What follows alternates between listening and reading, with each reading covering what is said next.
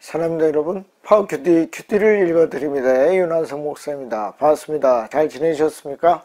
자, 대한민국 여러분 엄청난 일이 일어났습니다. 그렇죠? 포르투갈을 이기고 포르투갈은 힘들겠습니다. 그렇죠? 20년 전에도 지고 어쨌든 이번에도 체력 안배 때문에 그렇게 했다고 하지만 어쨌든 졌습니다. 그래서 우리가 16강에 어렵지만 올라갔고 이제 브라질을 만나고 내일 새벽에 브라질과 경기를 치릅니다. 그래서 이게 동영상이 오를 때쯤 되면 아마 결과가 나왔을 텐데 우리가 재미있게 그 경기를 볼 수 있으면 좋겠습니다. 자, 오늘은 20분 정도 가는 시간입니다. 우리가 생각하고 정말로 이 말씀이 나의 삶에, 하나님이 나의 삶에 어떻게 말씀하시고자 하는가, 그리고 그 당시에 아브라함에게는 어떻게 하나님이 말씀하셨는지 우리가 볼 수 있으면 좋겠습니다. 자, 오늘은 창세기 14장입니다. 우리 시그니처하고 시작하도록 하겠습니다. 자, 제가 14장 1절을 읽겠습니다. 당시의 신할왕. 자, 이제 장소가 많이 나올 텐데 한번 들어보십시오. 신할왕 아브라벨과 엘라살 왕 아리옥과 엘람 왕 그돌라오멜과 고임 왕 디다리. 자, 요게 일단 하나의 편입니다. 여러분들이 쭉 읽어보시면 알 수 있습니다.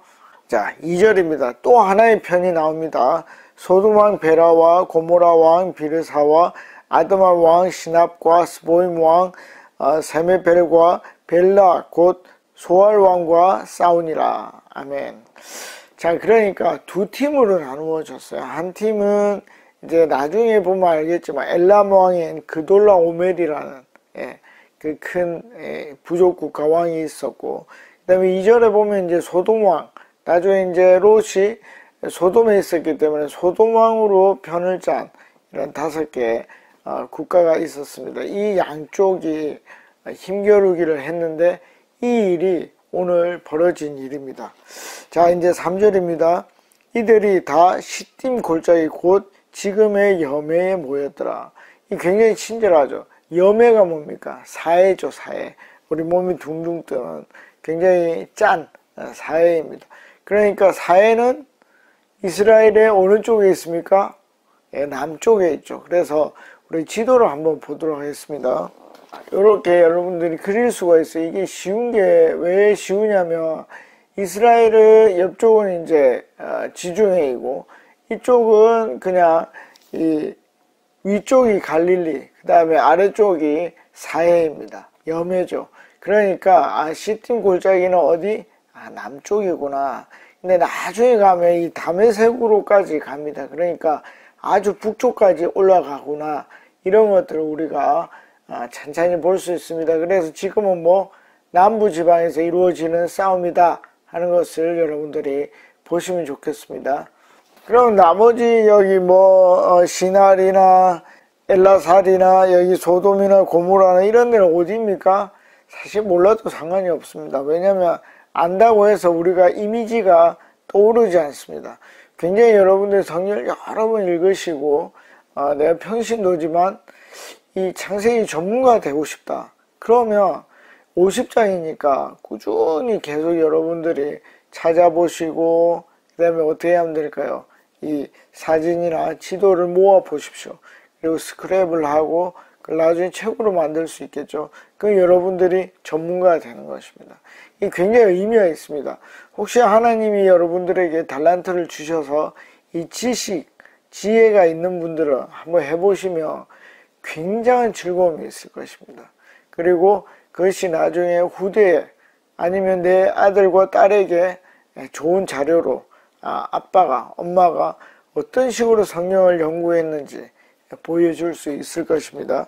자, 어쨌든 두 팀이 나누어져서 그돌라 오멜, 엘람은 그돌라 오멜 한 팀과 지금 소돔 왕을 해서 두 팀이 지금 전쟁을 벌이고 있습니다.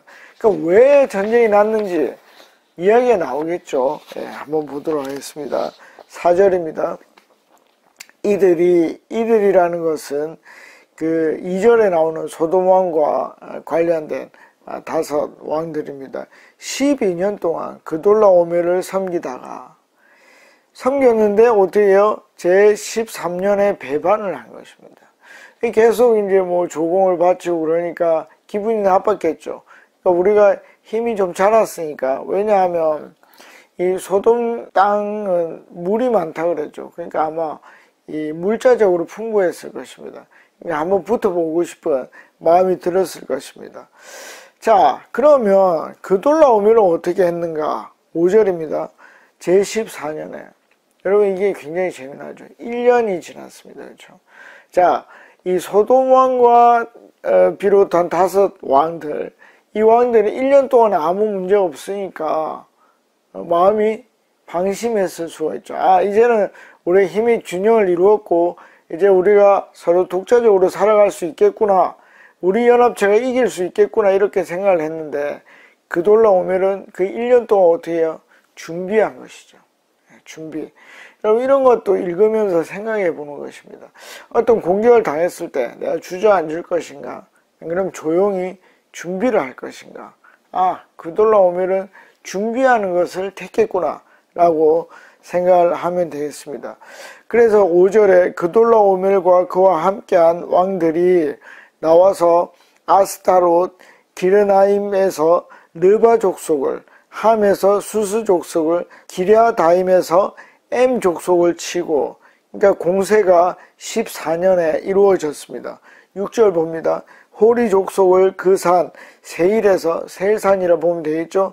쳐서 광야 근방 엘바란까지 이르렀으며, 7절입니다. 그들이 돌이켜 엠미스밭 곧 가데스에 이르러 아멜렉 족속의 온 땅과 하사손담 아래 사는 아모리 족속을 친지라. 그돌라오멜과 함께한 네 부족 국가, 힘이 세죠. 엄청난 공격을 쏟아붓습니다. 그 쏟아부은 결과치가 다시 8절에서 나타납니다. 8절에 소돔 왕과 고모라 왕과 아드마 왕과 스보인 왕과 벨라 곧 소알 왕이 나와서 시팀 골짜기에서 그들과 전쟁을 하기 위하여 진쳤더니, 아까 어떻게 됐죠? 남부지방, 남부에서 이렇게 전쟁을 하고 있습니다. 그렇죠? 자, 이제 진을 쳤습니다. 그때 9절에 엘람 왕 그돌라오멜과 고임 왕 디달과 시날 왕 아므라벨과 엘라살 왕 아리옥 네 왕이 곧 그 다섯 왕과 맞서니라. 자, 그 다섯 왕은 어디입니까? 먼 곳이죠. 14장 2절에 나옵니다. 그렇죠? 거기에 다섯 왕과 맞서게 됐습니다. 10절입니다. 시팀 골짜기에는 역청 구덩이가 많은지라. 여러분, 역청 들어보셨습니까? 이게 이제 히브리어로 정확한지는 모르겠는데 이게 어디에 나옵니까? 자, 노아가 방주를 만들 때 뭘로 했죠? 역청을 이렇게 바르게 되고, 그래서 이게 아무래도 진득진득한 곳이다 하는 것을 알 수가 있습니다. 자, 여러분들 역청을 네이버에서 찾아보셔도 되고 앞에 우리가 공부했던 것을 기반으로 생각해 볼 수 있습니다. 그렇죠? 여러분, 공부를 잘한다는 것은 뭐냐면 복습을 잘하는 것입니다. 그래서 제가 앞에 나오는 것들, 뭐 15장, 16장, 뭐 50장 이런 데서 나오는 것들은 여러분들에게 뭐 알아라 말아라 하지 않습니다. 그러나 앞에 나왔던 것들은 여러분들이 계속 반복하면서 복습하셔야 됩니다. 그래야 이 생각의 깊이가 깊어집니다. 생각의 깊이가 깊어진다는 것은 여러 다양한 의미가 있을 수 있지만 사건을 정확하게 보고 그것에 의미를 부여할 수 있다는 것입니다. 그래서 앞에 것은 계속 찾아보시면 좋겠습니다. 자, 역청 구덩이가 많고 그 다음에 소돔 왕과 고모라 왕이 달아날 때에 그들이 거기 빠지고 그 나머지는 산으로 도망하며. 자, 그러면 뭡니까? 빠졌다는 것은 결국 자기들이 움직일 수 없는 것이고 패배한다 하는 것을 얘기하고 있습니다. 자, 계속 우리가 굉장히 빨리 나가고 있습니다. 잘 따라오셔야 됩니다. 자, 14장 11절 네 왕이 소돔과 고모라의 모든 재물과 양식을 빼앗아가고. 자, 이 네 왕은 누굽니까 그러면? 자, 이런 것도 굉장히 어렵습니다. 그렇죠? 이 내왕은 14장 1절이죠. 예, 그돌라 오멜과 함께하는 그들이 빼앗아갔습니다. 그러니까 여러분들이 이런 것도 앞뒤를 보면서 이 사람들이 누구다 하는 것들을 지정해 주어야 됩니다. 그렇죠? 자, 그 다음에 12절 소돔에 거주하는 이제 문제가 발생을 하죠. 아브라함의 조카 롯도 사로잡아 가고. 왜 잡아갔을까요? 우리가 한번 상상을 해보는 겁니다. 이 성경에는 없죠. 우리가 잡아갔다는 것은 뭐냐면 그 소돔에 속했고 소돔에 속한 사람 중에서도 아마도 유력자일 것이다. 유력자가 아니면 굳이 잡아갈 필요가 없을 것이고 또 유력자라는 것은 부자라는 것이죠. 그래서 그들의 재물을 빼앗아간 것입니다. 그 과정에서 롯도 잡혀간 것이죠. 그래서 뒤에 보면 그 재물까지 노력하여 갔더라. 이런 말이 나옵니다. 이제 문제가 발생이 된 것입니다. 자, 13절입니다. 도망한 자가 와서 이 다른 이제 그 사무엘이나 뭐 이런 선지서에 보면 호기하는 말에는 어떤 사람이 그래 똑같은 거죠. 그래서 이제 도망 나온 사람이 있었는데 와서 히브리 사람. 자, 여기에 처음으로 이제 히브리 사람이라고 나오는데 히브리 사람의 뜻은 무엇입니까? 여러분들이 네이버에 찾아보면 되겠죠. 보면 가로지르다, 건너다 이런 말입니다. 건너서 오다 이런 말이니까 히브리 사람이라는 말은 뭐냐면 이방인이다 하는 뜻입니다. 무슨 말인지 아시겠죠? 그래서 이 히브리 사람 아브라함에게 알리니 뭐죠? 이 나그네 그 원래부터 있던 정착민이 아니고 이 이방인인 아브라함에게 알렸다. 뭡니까? 힘이 많을 수 없다라는 것을 나타내는 말이죠. 그런데 그 힘없는 아브라함이 어떤 일을 하는지 보겠습니다. 그때 아브라함이 아모리 족속 마므레의 상수리 숲을 근처에 거주하였더라. 마므레는 에스골의 형제요 또 아넬의 형제라. 이들은 아브라함과 동명한 사람이었더라. 자, 여러분, 이 동명은 누구랑 합니까? 마음이 맞는 사람들이랑 하죠. 그러니까 제가 볼 때는 이 이방인이 이렇게 막 자기를 확장하고 부자로 있는데 그 원리 거주민하고 동명을 하게 된다는 것은 굉장히 도움을 많이 줬다는 것입니다. 그래서 제가 저번에 한번 말씀드렸지만 나중에 해쪽 속에 이 땅을 줄 때 마므레 상수리 나무의 땅을 줄 때 기뻐했죠. 이 아브라함이 그 땅을 얻게 돼서 저희가 기쁩니다 라고 얘기를 합니다. 그러니까 이 아브라함이 어떻게 살았는지를 알 수 있습니다. 그 좋은 것이 이제 롯을 구하는데도 나타납니다. 자, 14절 아브라함이 그의 조카가 사로잡혔음을 듣고 집에서 길리고 훈련된 자 318명을 거느리고 단까지 쫓아가서. 여러분, 자, 먼저 지명을 한번 봅시다. 단은 뭡니까? 제가 부엘세바에서 단까지, 남에서 북까지, 북에서 남까지, 제일 이스라엘의 가장 높은 곳이 이 단이라고 볼 수 있습니다. 그러니까 단까지 가고, 아까 제가 말했듯이 다메섹이 있었죠. 다메섹. 그러니까 다메섹은 북쪽이죠. 그러니까 단까지 쫓아간 것입니다. 자, 그러면 길리온 자가 얼마입니까? 300명이 넘었습니다. 그렇죠? 그러니까 얼마나 이 아브라함이 부자였는지를 알 수 있습니다.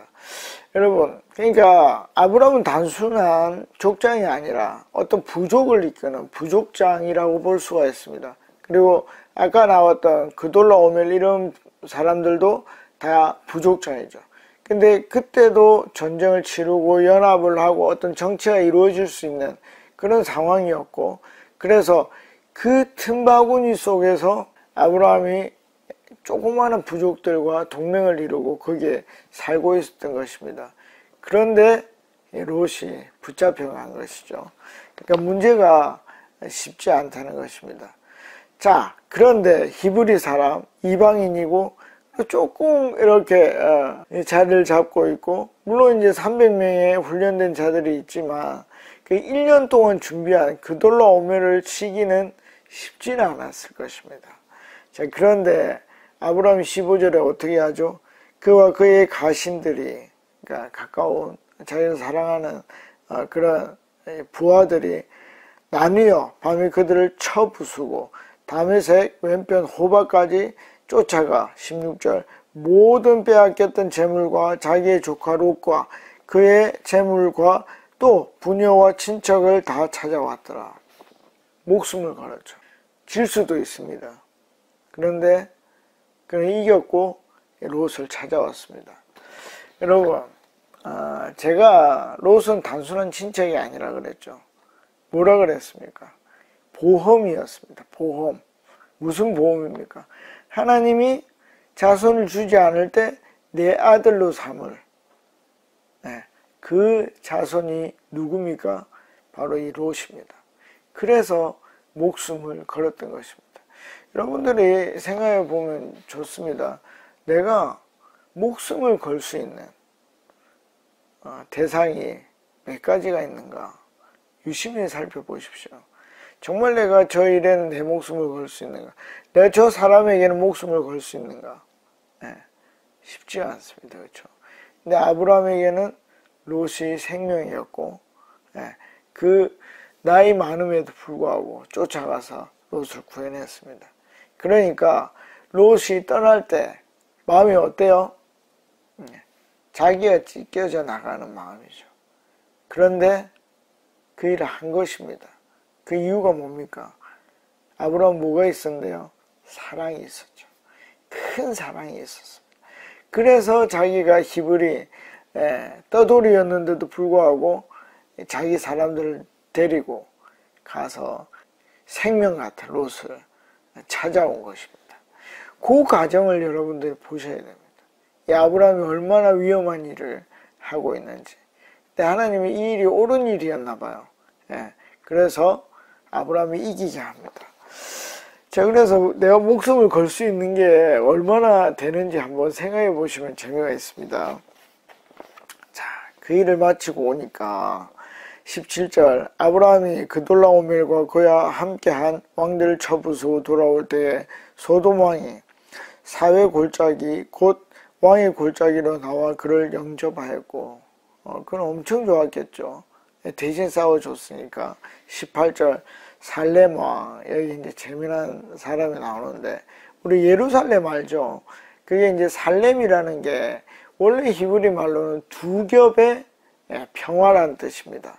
이도 다 찾아보면 나옵니다. 그러니까 한 겹이면 좀 약하지만 엄청난 평화다 이런 뜻이죠. 그래서 이 살렘 왕이 이름이 멜기세덱입니다. 그렇죠? 멜기세덱이 떡과 포도주를 가지고 나왔으니 이거 뭡니까? 감사죠. 우리 보통 이제 감사의 제물을 드릴 때 이런 걸 들고 나옵니다. 그렇죠? 그런데 그 멜기세덱에 대한 설명이 나옵니다. 그는 지극히 높으신 하나님의 제사장이었더라. 자, 여러분 어떻게 이럴 수가 있습니까? 하나님은 보편적인 신이 아니죠.